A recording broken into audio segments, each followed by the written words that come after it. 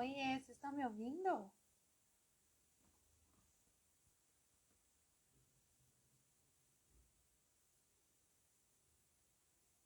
Deixa eu aceitar aqui.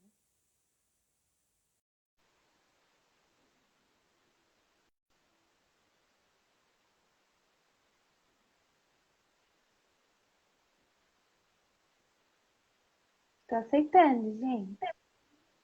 Olá, boa noite. Oi, boa noite. Como que você tá, querida? Eu tô Tá bem, bem? Estou muito bem, muito feliz de falar sobre esse assunto incrível. Uma pessoa que manja muito, sempre fico feliz. só que não, né, amiga? Fico ainda assim, ó, meio tremendo um pouquinho. Arrasa. Aceitei o Boa noite, trem. pessoal. Quem tá entrando aqui? Juninho, Jubes. Um monte. Boa noite, queridos. Não entra. Vamos bater um papo hoje. O Instagram não tá deixando a Brena entrar. Ele vai conseguir. Vai sim. Ah, Boa oi. noite, Tatiana. Pois é, então, e é um assunto que, assim, eu estudei pouquíssimo na faculdade, agora na pós eu tô vendo muito mais, mas ainda assim, tô longe de trabalhar com isso, então, assim, eu vim discutir aqui, eu vim discutir essa ideia também, eu estudei um pouco sobre, né, pra gente conversar aqui, e eu vi em uns artigos coisas que eu fiquei assim, nossa, não fazia ideia, assim, até o conceito de neurodivergência mesmo, né, então, eu tô ansiosa para o nosso bate-papo. E é verdade, né? As Boa faculdades noite. Boa noite, Laiana. pouco falam sobre TEA, né? E é um assunto que está cada Sim. vez mais evidente, né? A gente tem um número maior de diagnósticos a cada ano, e as universidades ainda assim, mesmo na área da psicologia, mesmo em áreas que estão tão presentes, né? Pouco se fala sobre isso. Eu conheci o TEA há muitos anos atrás, né? Mas é pela vivência, de fato. Ó, o Breno pediu para O Breno pediu para enviar o convite. convidar. Mandei. Aí, convidado. Tá convidado, né? E aí, Oi! Breno vai aceitar o convite. Aí, Agora foi. agora sim. Ele tava falando que eu não podia entrar. Falei, pô, Verdade, ele tava falando pra mim também. Breno não pode entrar. Eu falei, oxe, meu Deus. caraca, preconceito. Aí eu acho que é por conta da ideia, eu acho que é por conta da ideia psicanalista. Caraca, Viu? mãe. Eu acho que é por conta da ideia psicanalista. Eu convidei a Márcia. A Márcia tá por aqui. A Márcia é uma queridona que começou a trabalhar comigo há um tempo atrás, numa clínica aqui na ABC. E quando ela entrou, assim, super psicanalista, e ela entrou para trabalhar com aba, né? E aí eu falava assim, Márcia, eu vou pedir para Freud abrir um espacinho aí para Skinner entrar na sua vida. E ela permitiu. Hoje ela gosta de Skinner, mas ela ainda tem o coração assim batendo acelerado por Freud. Aí eu trouxe ela aqui também para te ouvir, Breninho. Ah, eu gosto do Skinner, eu gosto do Skinner, pô. Ele é um cara inteligente, né? Mas Freud, poxa vida. Eu acho que a gente pode começar se apresentando, né? Eu não sei se todo mundo me conhece, mas eu sou a Tamires. Sou formada em psicologia com esses dois lindos aqui embaixo, né? Eu conheci o autismo, na verdade, entrou na minha vida há 8 anos, precisamente, com o nascimento do Luca. E eu nunca me imaginei trabalhando nisso. Na verdade, quando eu entrei na faculdade, eu ainda falava assim, olha, eu quero trabalhar, mas não com autismo, não com autismo, não com autismo. E parece, conheci um anjo, né, que é a Cindy, eu não sei se ela vai entrar, mas ela foi um anjo na minha vida que colocou o autismo na minha vida assim na marra.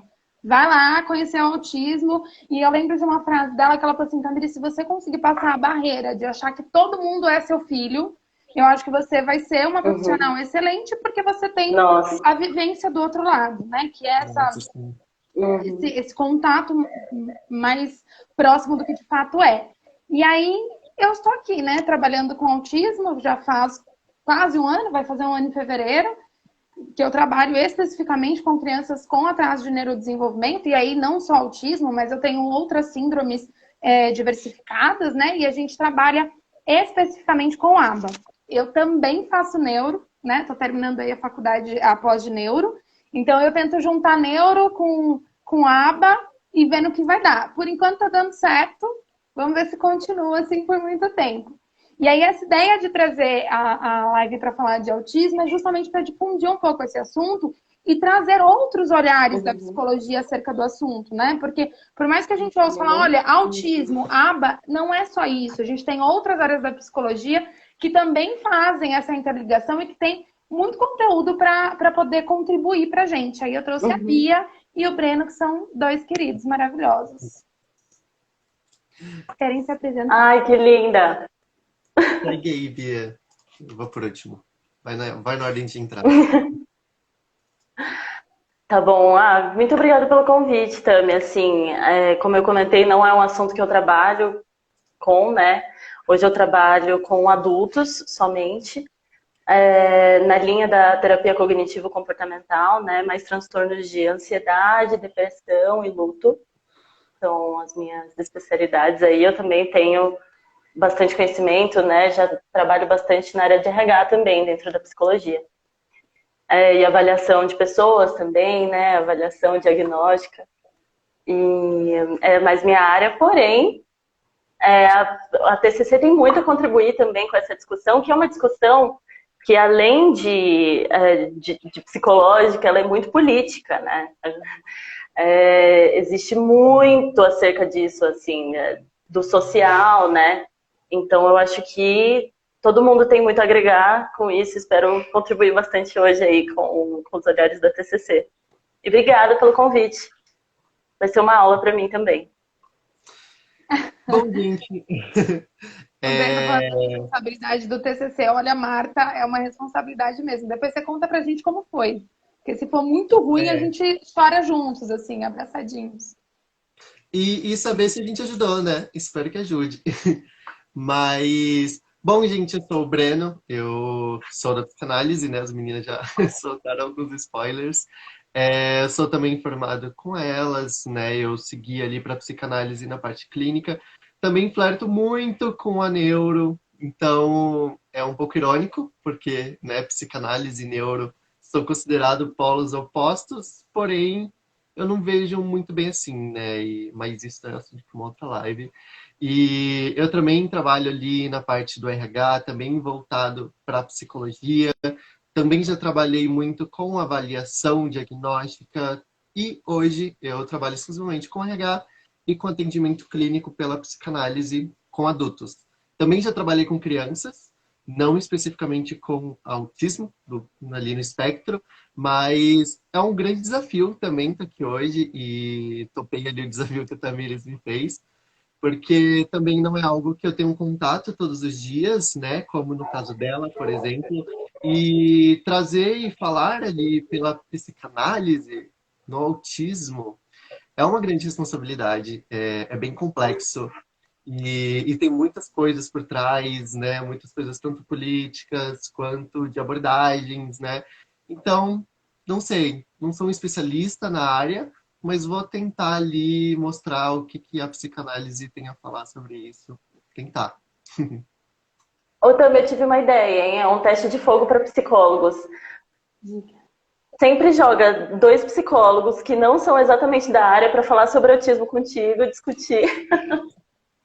Porque, assim, eu acho que vai agregar muito, assim. A pesquisa que eu tive que fazer, eu gostei muito de aprender, assim. Acho que isso não é ensinado na faculdade. Inclusive, é uma crítica aí às faculdades. Mas, assim, fantástico, muito legal. Acho que é uma boa prova. E faz a gente repensar, né? Assim, é a mesma coisa que você falou assim, porque é uma questão política. De fato é, né? Se a gente for parar para pensar, a gente estava até conversando, eu e o Breno, ontem à noite, falando sobre isso, né? Por que o número de diagnósticos cresceu tanto nos últimos tempos? Será que, de fato, a gente não tinha o autismo antes? E, assim, surgiu como um Big Bang? Não, não é verdade, né? Essas pessoas, elas sempre estiveram na sociedade. Talvez elas nunca foram vistas como autistas, né? Até porque se a gente for pensar na história de desenvolvimento, né? Na história do desenvolvimento da própria psicologia, a gente tem essas pessoas lá atrás como esquizofrênicas, depois sem saber de fato o que elas eram. É transtorno global do desenvolvimento. E agora a gente tem um nome, né? Então, por isso que, de fato, o número de diagnósticos vem crescendo. E aí entra num paralelo. Porque para que essas pessoas tenham direito à intervenção, elas precisam de um diagnóstico, né? E a gente sabe que na saúde pública, infelizmente, a gente ainda tem um déficit gigantesco em tudo que se trata de saúde mental, né? Não só para autismo, mas para todas as deficiências. E aí, para que essas pessoas tenham direito à intervenção, elas precisam de um diagnóstico. E o diagnóstico existe para que a intervenção seja possível. Será que, de certa forma, todo mundo que tem um diagnóstico de TEA é de fato TEA? Né? Se a gente for pensar nessa sociedade que a gente está vivendo, principalmente com a pandemia, as pessoas tiveram que se isolar. A interação social ela foi deixada de lado. Qual é o prejuízo que isso vai acarretar para essas crianças amanhã? Será que a gente não vai ter muito mais crianças no consultório com prejuízo social, não pelo TEA, mas pela falta de interação, pela falta de exposição à interação social? Acho que vale aí um ponto para a gente começar a pensar, porque são cenas dos próximos capítulos, né? A pandemia está aí. E a gente tem questões da pandemia que vão ser levadas adiante também. Sim. Ai, perfeita. Sim. E tem uma outra questão também, né? O diagnóstico, ele é difícil porque, primeiro que ainda não muito se sabe, né? Enfim, as pessoas não muito sabem o que é, as pessoas que recebem diagnóstico, né, adultos já, depois de muito tempo. E isso é uma coisa que é mutável também, né? Então, essa questão fica muito difícil. Por exemplo, o Asperger. É completamente uma coisa que as pessoas não sabem sobre, confundem tudo, né? E também tem movimentos com isso, né? Movimentos onde, para falar por nós, somente nós, e são movimentos e que essas pessoas elas falam, bom, ninguém pode nos representar além de nós, o que é uma baita afirmação correta, social, porém ainda não engloba 85% das pessoas que estão ali no espectro autista, né? Então, e aí, né? É uma coisa política muito maior do que somente desconhecimento da população, né? O que existe ainda muito. E a Tatiana, vulgo minha irmã, ela colocou ali agora há pouco, né? Falando que muitas pessoas elas foram obrigadas a viver numa sociedade sem diagnóstico. Isso faz uma alusão, assim, eu estava até falando de novo com o Breno sobre isso ontem, que muitos, assim, não são poucos, tá? São muitos casos na clínica em que, depois do diagnóstico de um filho, os pais começam a descobrir diagnósticos em si ou na família. E isso existe muito. Mas por que então isso não era tão visto antes? A gente não tinha nome para isso, né?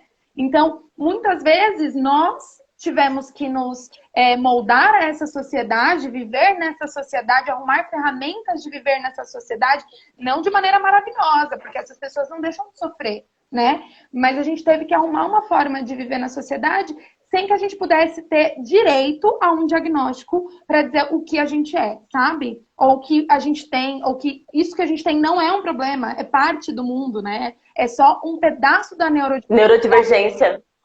Exatamente. Neurodiversidade, exatamente. Principalmente que não tem ali um testezinho em que você preenche e se tiver mais letras A, a pessoa tem diagnóstico. Se tiver mais letras B, a pessoa tem outro diagnóstico, né? Não é fácil. De revista, né? Não é fácil. Não né? é capricho. Igual as pessoas muitas vezes imaginam, né? Pô, mas eu não é. Não funciona assim. O diagnóstico é puramente clínico, né? E observacional. Então, é muito mais difícil de ser diagnosticado do que alguma coisa que a gente vê num exame, por exemplo. Sim. Fora o paradigma da saúde, né? Do tipo assim, a saúde é o bem maior que uma pessoa pode ter. Tanto, né, que é tudo que nos importa. É importante ele estar saudável. Mas e essa diferença que existe entre os seres humanos, que são as neurodiversidades, né? Isso não é saúde? Então, você receber um diagnóstico e um tratamento Como a sociedade vê isso, né? Como as pessoas veem que você não é saudável, então que você fracassou nesse passo, sabe? Nesse passo na vida. E até isso dificulta muito a pessoa mesmo falar, né? Olha, eu sou autista. Exatamente. Torna muito mais difícil esse processo também, né? E quando a gente vai pensar em terapia, eu acho que isso é muito importante, né? Eu tive, no comecinho da pós-IDIABA, eu tive uma palestra com a Rita Lozeiro. Rita Lozeiro é uma autista, né? E ela é maravilhosa. E eu lembro muito de uma coisa que ela falou e que me norteia mesmo, todos os dias, em todas as minhas intervenções. Ela falou, ensinar um autista a ser menos autista é desumano, né? E aí eu fico pensando assim, que existe uma linha muito tênue e que ela tem que estar muito visível para todos os profissionais, né? Eu não tenho que moldar esse indivíduo para que ele caiba numa sociedade. Eu tenho que tornar esse indivíduo para que ele tenha uma vida feliz para ele. E a sociedade é que precisa se adequar para receber essa diversidade que a gente tem no mundo, né? Que aí a gente entra no capacitismo, que é quanto mais parecido com um dito normal, maior valor daquele sujeito. E de fato não, somos todos diferentes. Olha aqui, nós três, a gente fez a mesma faculdade durante o mesmo tempo e a gente seguiu para caminhos totalmente diferentes, porque nós somos diferentes. E é aí que está a diversidade do ser humano. Não tem como a gente querer que todos os autistas ou todos os indivíduos sejam exatamente iguais, eles não são, e tá tudo bem, né? A gente é que tem que se adequar e aceitar eles da forma que eles são. É isso. E tem que estar muito claro, né? Isso não é muito claro. Sim. E é justamente por isso que a gente está aqui falando sobre o assunto. Esse fracasso pessoal, né? Olha, a minha irmã, ela tá fazendo perguntas, ó. Ela falou assim, ó. Aproveitando que temos especialistas em RH, não sou eu, né? Porque eu sou péssima em RH. Fica uma pergunta. Como as empresas encaram e inserem pessoas dentro do espectro nas suas empresas? Eu não tenho uma empresa ainda para sonhar mais um sonho impossível. Porque assim, é fato. É fato, assim, a questão social, ela é muito real. Eu, inclusive, acho que é a maior barreira que existe, né? Esse preconceito social, isso que a gente estava falando do fracasso pessoal, enquanto não tem nada a ver, é uma coisa completamente diferente, né? Que é você não ter essa saúde normal vista, né? Enfim. Então, isso é uma coisa que reflete principalmente no capitalismo, né? Que aí a gente está falando de empresa. Então, o capitalismo é feroz, né? O capitalismo é cota, né? É cota dentro de empresa. E isso não é legal. Então, são muitas críticas que a gente tem em cima de um assunto que devia ser muito maior explorado. Então, assim, os profissionais psicólogos, principalmente dentro dessa área RH, eles tentam, a todo custo, fazer coisas mais inclusivas em todos os aspectos, né? Dificilmente isso é aceito, essa é a realidade brasileira. Sim. Mas a tentativa é constante, assim. Do que eu trabalhei em uma consultoria de recrutamento e seleção para pessoas com deficiência de maneira geral. E lá nessa consultoria a gente prosseguia com o processo seletivo normalmente, né? Desde o contato por telefone, enfim, envio de testes normal, 100% o mesmo. Só que as vagas eram muito mais escassas e as vagas eram muito mais operacionais. Exatamente. Essa é a realidade do Brasil no momento, no RH. Sim, principalmente porque, como a Bia bem pontuou, né, o capitalismo e o que são as empresas dentro disso aí tudo, né? Então, é um discurso que está sendo, não vou usar o termo mudado, porque acho que ainda falta muito para poder usar o termo de que mudou alguma coisa, acho que a gente está bem longe, mas a gente está começando a falar mais e questionar, né, certas coisas, justamente para a gente conseguir inserir essas pessoas, e não só pessoas do TEA, né, mas muitas outras. Por exemplo, tem aquele discurso de que se eu vou pagar a mesma coisa, então eu quero uma pessoa que não tenha nenhuma dificuldade em tal área. sabe? E aí, como a Bia bem trouxe, né? Acabam indo para áreas operacionais. Só que nem sempre essas pessoas cabem ali, ou elas poderiam caber em muitas outras áreas, né? Elas poderiam caber em todas as áreas da empresa.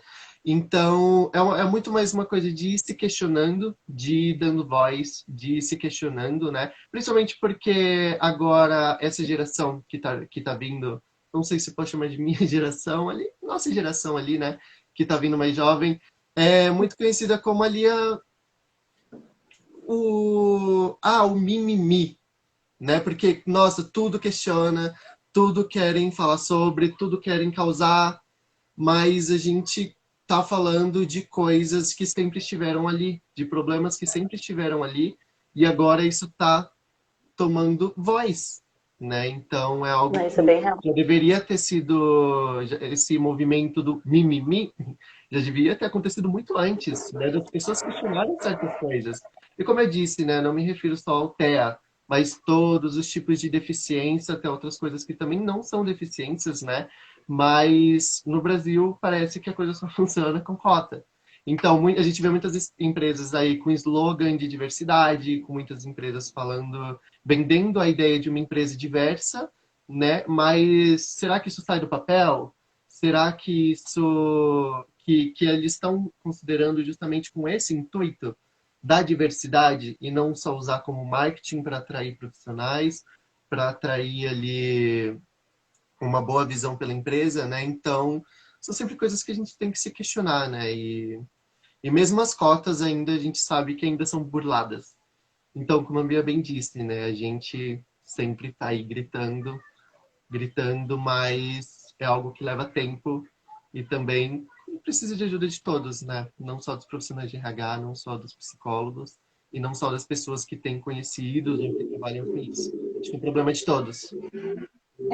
E eu acho, inclusive, fazendo um parêntese, que assim, hoje, é claro que o autismo está muito mais em evidência, a gente vê na televisão, a gente vê em uma série de locais, mas a gente vê o autismo romantizado. Assim como a gente vê a maternidade romantizada, a gente também vê o autismo romantizado. Então, quando aparece na TV, aparece aquele autista que tem um super foco, ou aquele autista que tem um super potencial, mas ele é uma minoria dentro do espectro, né? E aí a gente está falando de um espectro mesmo, ainda da diversidade. Cada um à sua forma, cada um à sua maneira. E aí, quando a gente vê o autismo, muitas vezes, muito real, que é o caso que apareceu, acho que no Fantástico, que tinha uma criança que, por conta de não ter possibilidade de intervenção, de não ter tido um diagnóstico, de não ter condição de ter um convênio para custear, mesmo que por liminar, essa intervenção, o que acontecia? Ele ficava em casa acorrentado. Isso deixou as pessoas, assim, estupefatas.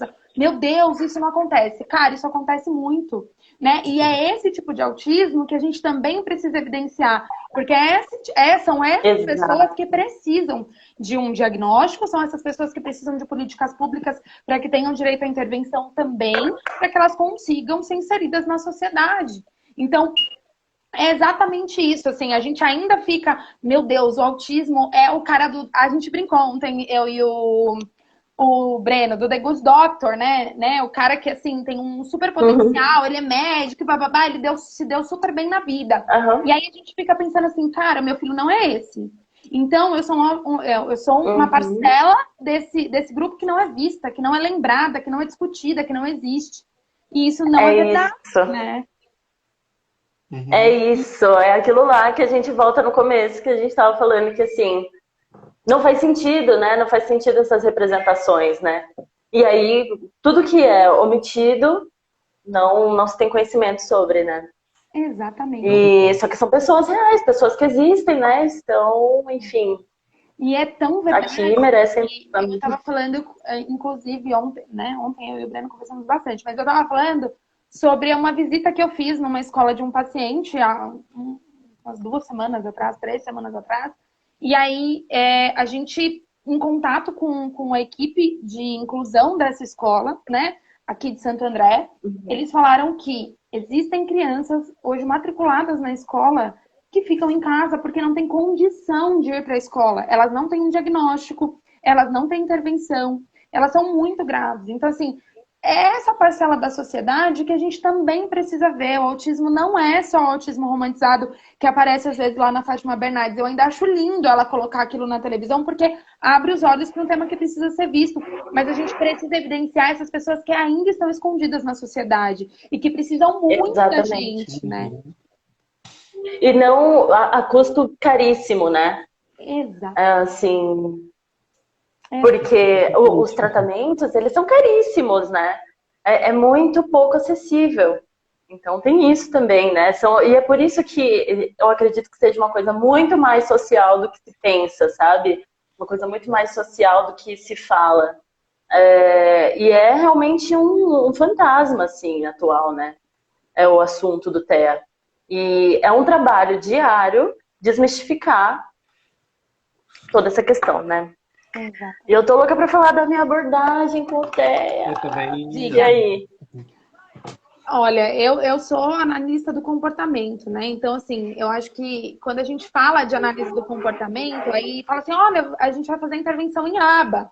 Aí o povo fala assim, não, a minha própria irmã, né? Ela tá aqui, não me deixa mentir.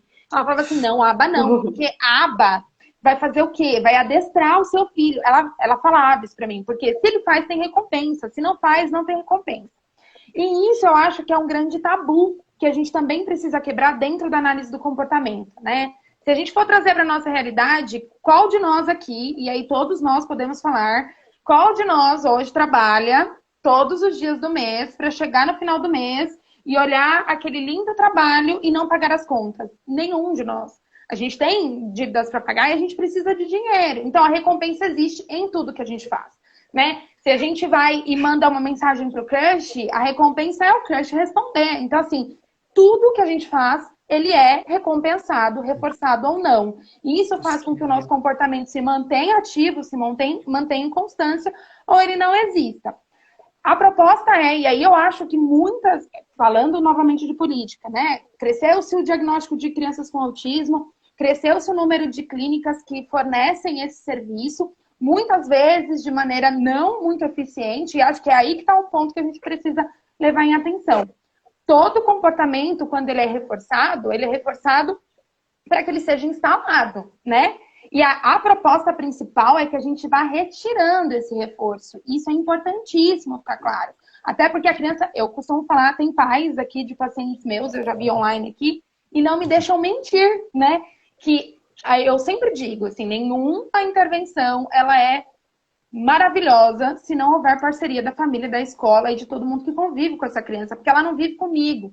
Eu estou dentro de um ambiente controlado, eu controlo todas as variáveis para instalar um comportamento, mas ela está ali comigo, sei lá, 2, 3 horas por dia. Ela não vive ali. Então, é muito importante que essa parceria aconteça para que essa criança, para que esse indivíduo, para que esse adolescente consiga viver em sociedade, aceitando os reforços naturais que a gente recebe no dia. Seja lá o salário no final do mês, seja a mensagem do crush devolvendo coraçãozinho para dizer que gosta da gente também, né? Seja qualquer outra coisa. Então, a gente vive e respira e se comporta por reforçamento. E aí eu acho que é isso que a análise do comportamento vem trazer. E um outro limiar eu não quero encaixar esse indivíduo numa caixinha. Quando as pessoas falam isso para mim, eu tenho vontade de bater minha cabeça na parede. Isso não é verdade. Porque ele é um indivíduo e ele tem as suas especificidades. Eu quero que ele tenha uma vida boa para ele, não para a sociedade. Pouco me importa que a sociedade vai julgar esse indivíduo. Se ele está feliz, é isso que vale. Se a família está feliz, é isso que vale. Então, eu acho que isso é importante para a gente deixar muito claro aqui. Em análise do comportamento, nós não cuidamos de ratinhos, a gente não adestra a criança, a gente ensina essa criança habilidades que vão ser boas para ela, não para a sociedade. Para que ela consiga conviver, não na sociedade. Não para a sociedade, entendeu? E aí, a Bia e o Breno vão falar de TCC e eu quero muito ouvir o Breno falando de psicanálise. Tô até que paradinha. Eu também. Vai lá, Bre. Caraca, meu. Bom, gente, a psicanálise ela já está envolvida ali com a questão do autismo desde muito cedo, né? E durante esse tempo ela foi carregando tanto estigmas bons, quanto estigmas não tão bons, quanto estigmas péssimos, estigmas que não deveriam estar ali.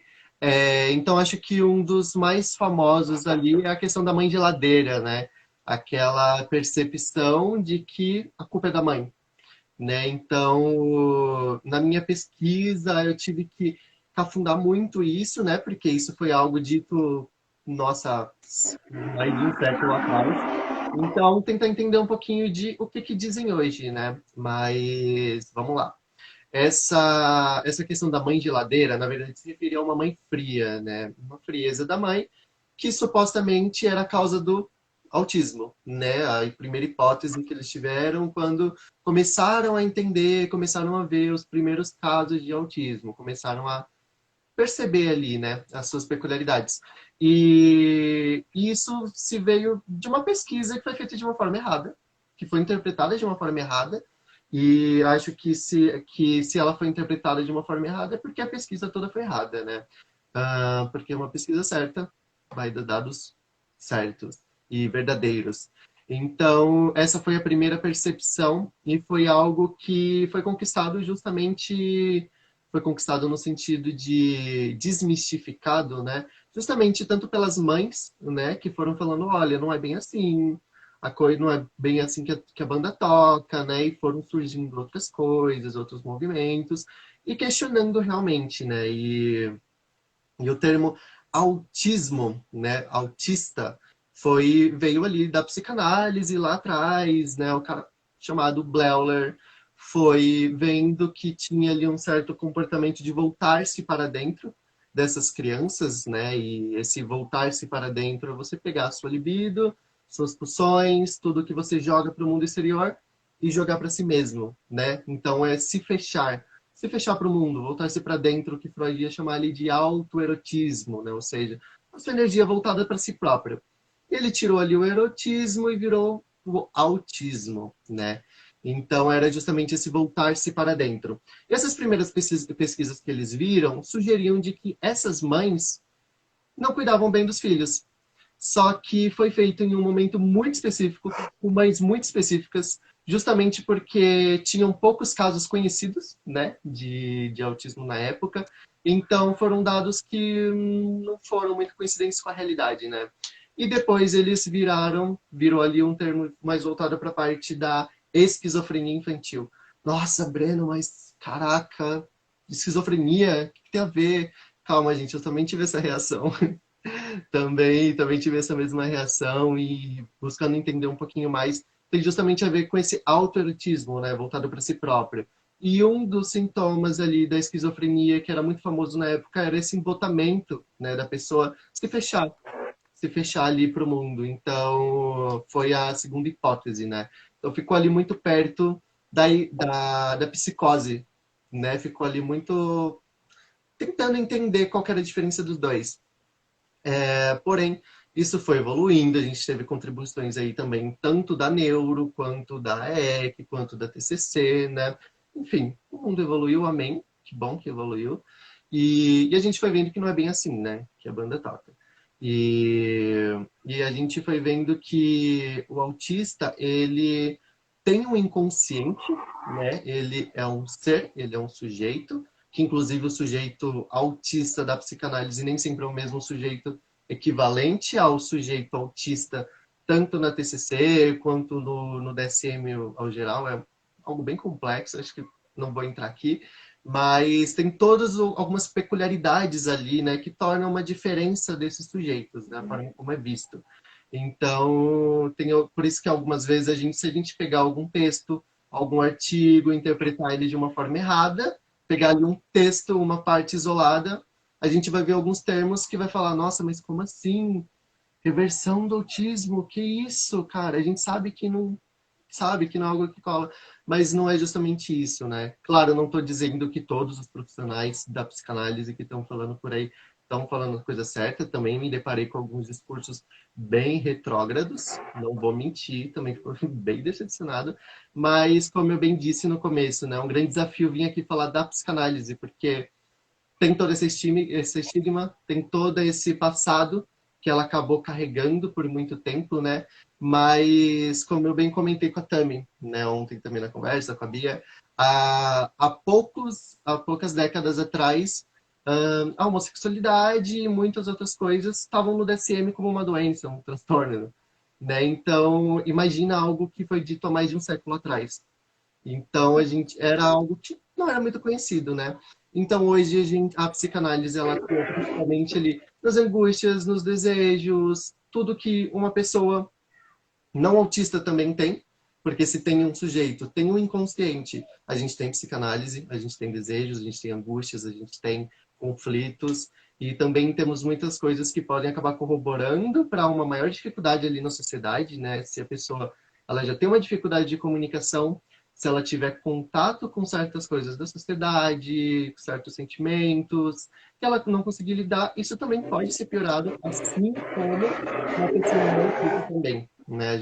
Até porque a gente tem muitas pessoas que sofrem muita coisa e que não são autistas. E também na família, né? A família entra aí como um ponto-chave, e a gente sabe que é muito difícil para a família, tanto a parte de ir percebendo que a criança talvez tem alguns indícios, quanto ir no profissional, receber o diagnóstico, aceitar esse diagnóstico e começar a intervenção. Então a gente tem ali um lapso de sentimentos, sofrimentos, luto muito grande. A gente tem a parte da negação, assim como Breno, mas luto?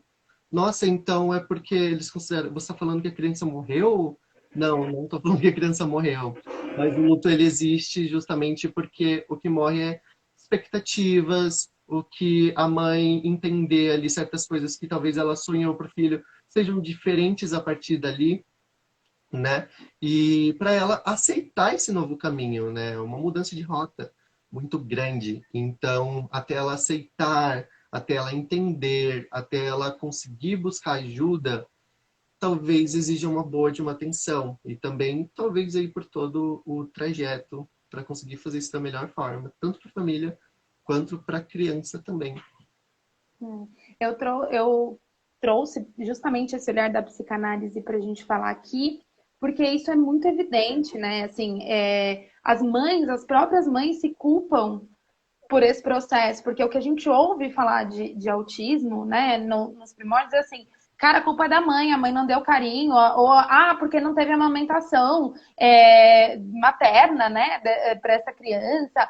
Então, tem uma série de questões que são muito entrelaçadas, e o que a gente mais percebe são que essas mães, elas acabam levando uma culpa, uma carga que não é delas, né? A gente hoje não tem nada que diga efetivamente o que causa autismo. A gente não tem.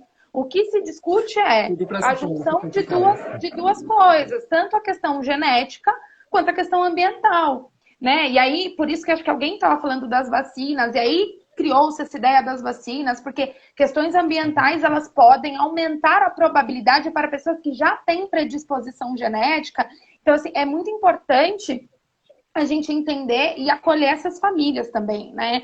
Porque é exatamente isso que o Breno falou. Existe um processo de luto, e é um luto mesmo, é um luto pela criança idealizada, é um luto pelo futuro idealizado. E a parceria dessas mães, dessas famílias, a presença dessas famílias durante o percurso terapêutico dessa criança é o que de fato faz a diferença. Então, por isso que eu acredito que a gente precisa muito acolher essas famílias, acolher a dor dessas famílias e dizer que, assim, tá tudo bem, elas estão sendo vistas, elas estão sendo cuidadas e a culpa não é delas, né? A gente não tem que levar essa carga de culpa. Esse estigma da mãe geladeira, ele não existe de fato. Sim, a culpa não é de vocês. Não é minha também, não é de ninguém. Gente, acho que minha internet está dando uma falhadinha aqui, será? Deu uma travada, mas já voltou. Carregou, mas já voltou. Tá. Sabe que esse assunto que vocês estavam falando, da culpa da mãe, né? Isso é tão real. E o autismo, né, o termo, enfim, e as ideias que começaram a ser elaboradas sobre o tema, começou com a psicanálise, né? E o ABA começou a partir do movimento feminista. Sim. Que disse o seguinte: as mulheres não têm culpa de tudo, senhora psicanálise. Veja bem. Olha, As mães são pessoas, né?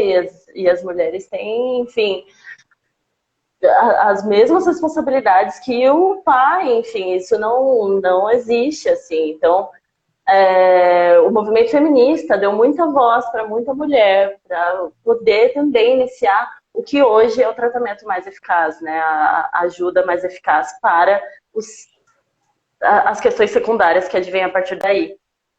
E aí entra a TCC, assim, eu acho, principalmente por ser uma teoria bem nova, né, bem recente, ela já não teve esse problema, já veio direto aí com a comportamental, já veio junto aí com a cognitivo para fazer a sua parte, né.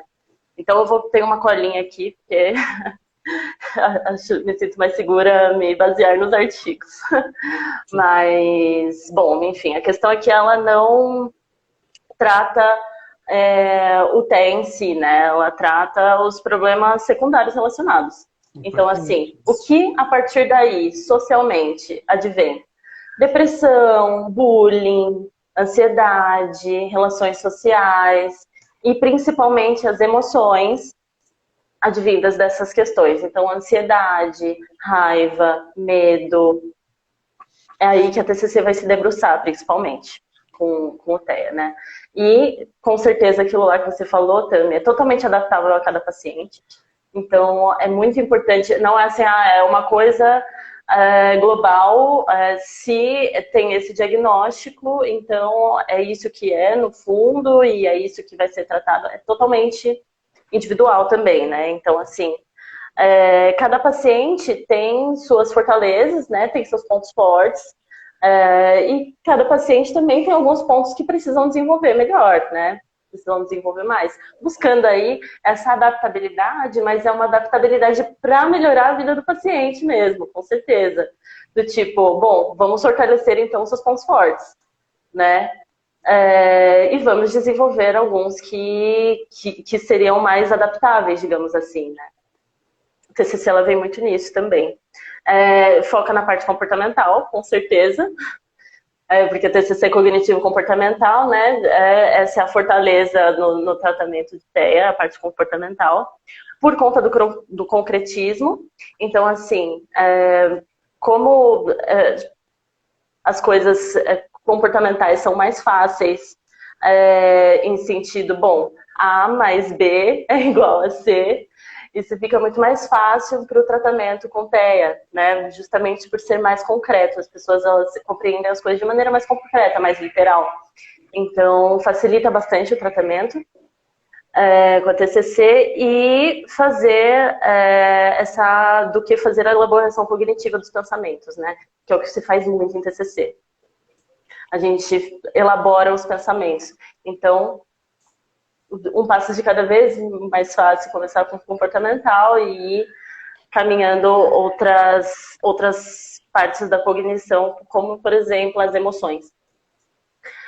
A gente trabalha muito com as regras do jogo, as regras sociais, então tem bastante roleplay também, com regras sociais. Então, assim, a gente sabe que em um restaurante tem algum tipo de regras sociais.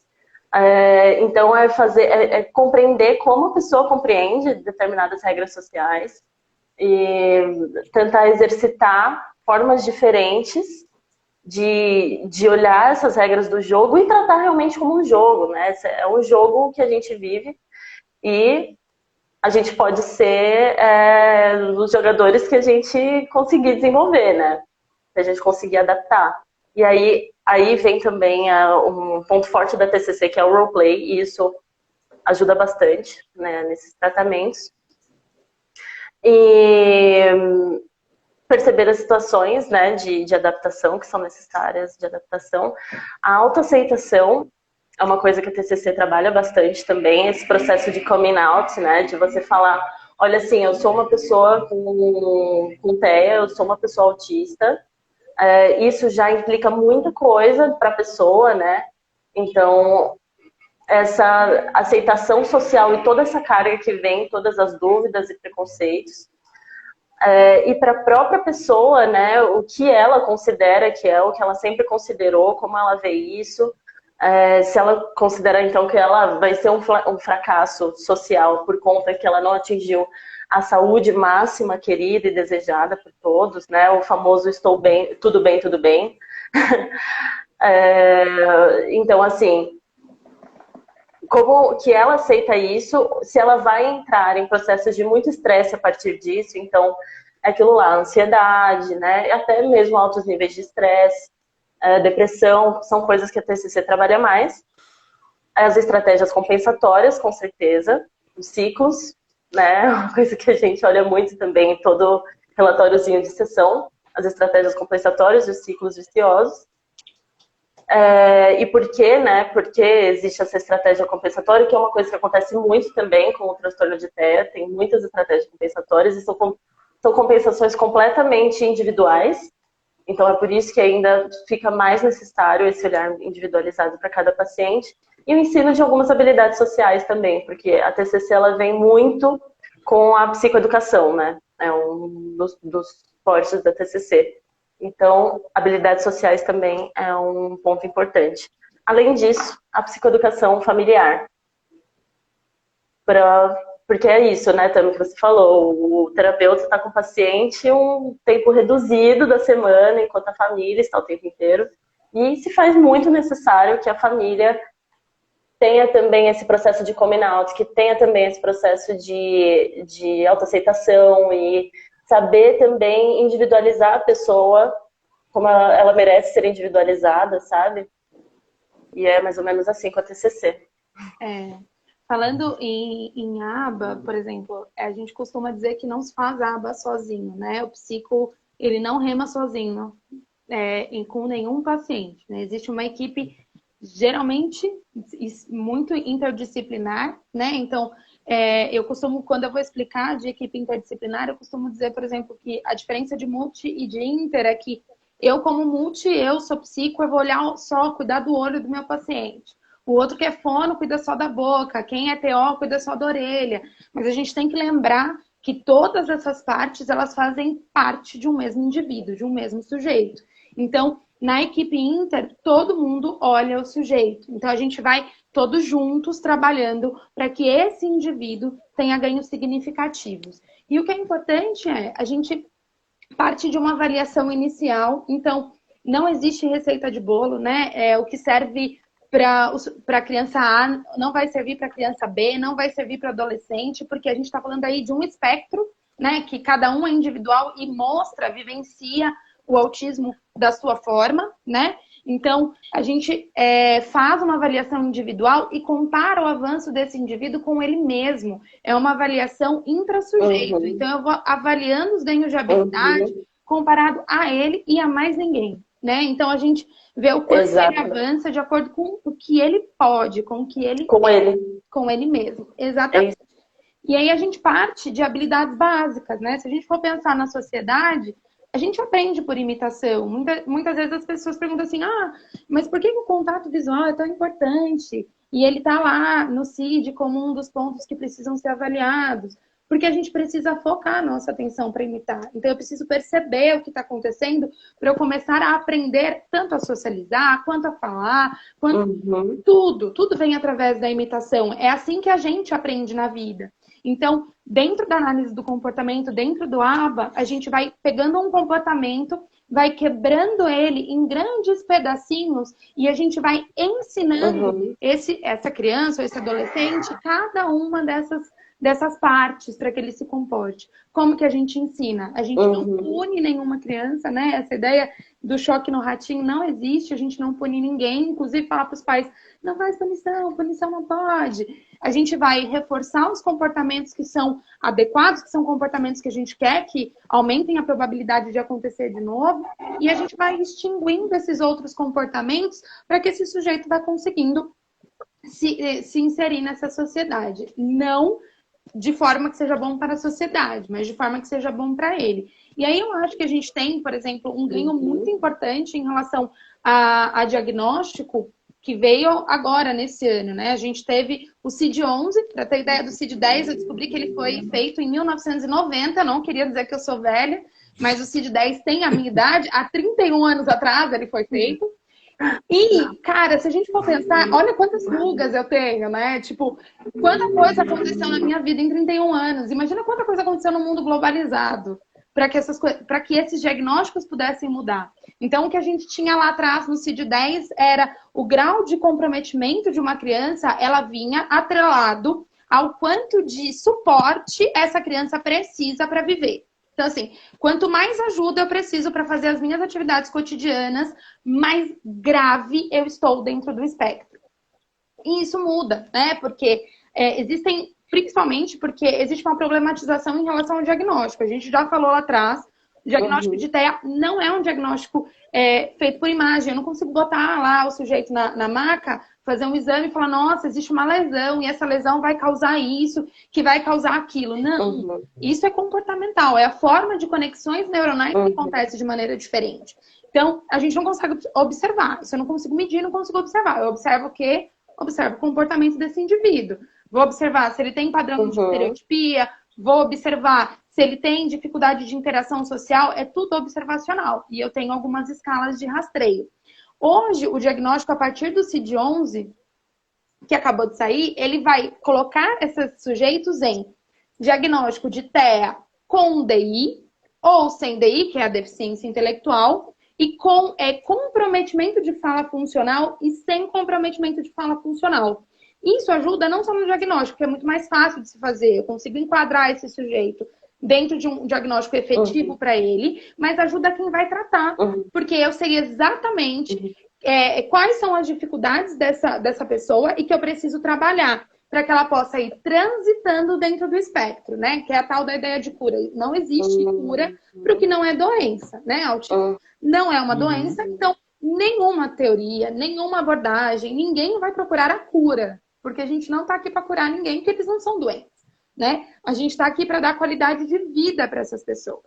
Então, elas podem sim transitar dentro do espectro, no sentido em que elas vão ganhando habilidades de lidar com as fraquezas delas, de individuais. Então, é com base nisso que essas crianças, esses sujeitos, eles vão transitando dentro do espectro. Por isso que existem relatos de que, olha, o meu filho era um TEA moderado e agora ele é um TEA leve. Por quê? Porque ele ganhou habilidades para compensar essas dificuldades que ele tinha. E isso é super natural. E é exatamente o que a gente busca dentro do tratamento. Que essa pessoa tenha fortalezas para conseguir superar essas dificuldades, né? Eu acho que um outro ponto também, a gente estava falando ontem, eu falo demais, né? Desculpa. Eu e o Breno, é que é tão importante a gente pensar que o TEA não é um diagnóstico com base no momento agora, porque a gente está falando primeiro que a gente defende a intervenção precoce. Quanto mais cedo essa criança tiver intervenção, melhor é, porque a gente tem um processo de plasticidade neuronal. Então, o momento em que esses neurônios estão lá fervendo, criando conexões diversas. Então, é muito mais fácil dessa criança absorver qualquer tipo de estímulo que ela recebe no desenvolvimento do tratamento. Mas, quando a gente vai crescendo, e se a gente não teve um diagnóstico, a gente vai criando mecanismos de lidar com as nossas dificuldades. Isso todos nós, não só os indivíduos com TEA. Todos nós vamos criando mecanismos. Lá, a pessoa que é muito tímida, ela vai criar mecanismos para lidar com isso durante a vida. E não é diferente com essas pessoas que talvez tenham um comprometimento menor, mas também têm dificuldades. Então, o diagnóstico de TEA é feito com um relato de história do sujeito. Se lá atrás, no desenvolvimento, lá no comecinho do desenvolvimento, ele tinha dificuldades, tanto motoras, quanto de interação social, ou então movimentos estereotipados, ou comportamentos repetitivos e compulsivos, isso pode caracterizar esse sujeito como sugestivo. Eu acho que um ganho maravilhoso que a gente teve em saúde pública é a inclusão de rastreios, escalas de rastreios que não são específicas de psicólogos, que podem ser aplicados por diversos profissionais da saúde, para serem aplicadas na atenção de saúde primária, lá quando as crianças nascem pelo pediatra. Então, ele já vai conseguindo saber se a Fantástico. criança Que bom. tem algum tipo de comportamento, de questão que seja sugestiva de. E aí a intervenção vai entrar justamente para que eu possa estimular essa criança, porque muitas vezes não é TEA, é falta de estimulação. Então, é importante que a gente tenha isso muito atrelado à saúde. Isso é um ganho que a gente tem com as escalas de rastreio. Agora, esses profissionais são treinados para ter esse olhar muito sensível? Não. O que a gente mais ouve, o que as mães ouvem e trazem para a gente nos consultórios mas o pediatra me disse que cada criança tem seu tempo. Ou então, o pediatra me disse que os meninos são mais preguiçosos mesmo, eles demoram mais para fazer as coisas. Na verdade, o que a gente precisa é trazer esse olhar muito sensível para esses outros profissionais, para que eles consigam entender a importância dessa da observação mais clínica, para trazer para esses indivíduos um maior ganho de habilidades, porque a intervenção precoce é maravilhosa, né? Nossa, disse tudo. É isso. E eu tô olhando ali o relógio. Faltam 4 minutos. Eu acho que a hora vai cair. E Tamires, tanto você quanto a Bia trazem essa noção da importância, né, de tudo que a gente, entre aspas, né, me referindo ali a todo mundo que inserido, conquistou até hoje, né, e as melhorias, claro, a gente ainda está bem longe de um contexto que seja aceitável, mas é sensacional, sensacional. E hoje eu vim mesmo tanto para aprender, principalmente porque, como eu disse, né, não é minha área de especialidade, e aprendi muito também, sério, incrível. Vocês são lindos, eu tava morrendo de saudade. Eu também estou morrendo de saudade. E é isso, né? E Tami, muito obrigada por esse convite. Eu adorei falar um pouquinho também aqui de como a TCC trabalha, né? E justamente é isso, né? Esse desestigmatizar que autismo precisa de cura, né? Que enfim, é um bicho, é um monstro, é uma doença, né? Não é nada disso, é apenas uma neurodiversidade e que o tratamento precoce, né? O diagnóstico precoce ajuda muito, né? O próprio indivíduo. Isso é muito bacana e que a gente está avançando na ciência a passos largos. Poxa, há pouco tempo, né, se falava de uma forma totalmente diferente sobre tantas coisas, inclusive sobre o TEA.